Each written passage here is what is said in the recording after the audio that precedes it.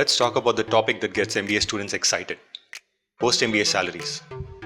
Make sure you watch the full video as I'll share some important points to consider while interpreting these high salaries.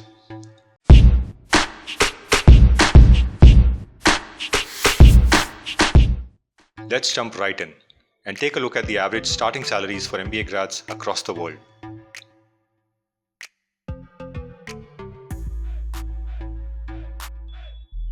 When it comes to the MBA salary growth, the basic trend so far has been that North America and Europe have been lagging behind the emerging markets.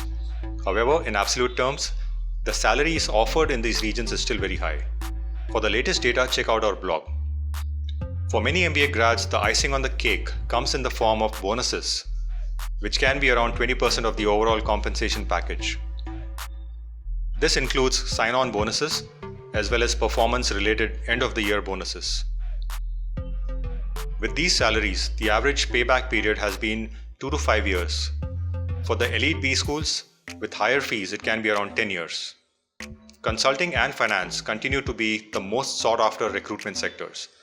However, IT and computer service firms are also increasing their demand for MBA hires.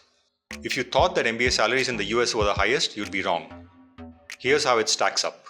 Singapore is the highest, with Australia, France, and the UK among the top contenders. Average MBA salaries in the US are the second highest. But the demand for MBAs is still the highest in the US. You'll get the widest range of MBA offers here. Another aspect to consider is that there were lesser respondents in the survey from the other countries. So the data could be a little skewed for those. India is among the top 20 major MBA markets. But the salaries in India are among the lowest in the Salary Trends report, at an average of about $57,000. Including the average bonus. The salary depends not just on the country you're working in, but also the industry you want to get into.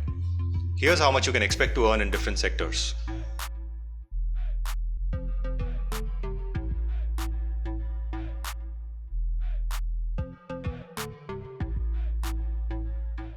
Let's talk about some points to keep in mind while looking at the average salaries across the world.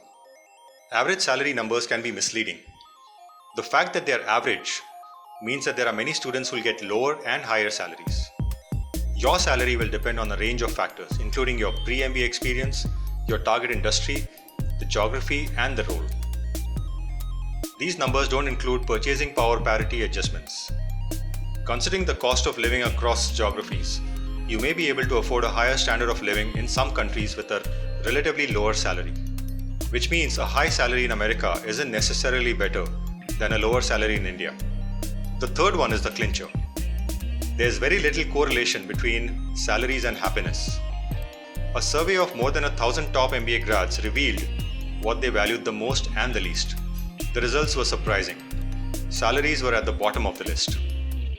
While it's very tempting to get carried away by the mouth-watering salaries after an MBA, my suggestion is this: don't get too obsessed with the post-MBA salary. Look at establishing your credibility within the organization first, gaining new skills, and building a long-term career plan. For that, it is important to first choose the right post-MBA career and then select the right mix of geography and business schools for your application. Our team at MBA Crystal Ball can help you with both. Send us an email if you need help. Beyond the MBA Hype has 3 chapters on post-MBA careers, so do check it out. Bye for now. If you enjoyed the video, please like, share, and comment. It'll make us happy. Let us know what topic to cover next. And don't forget to subscribe for more informative videos from MBA Crystal Ball.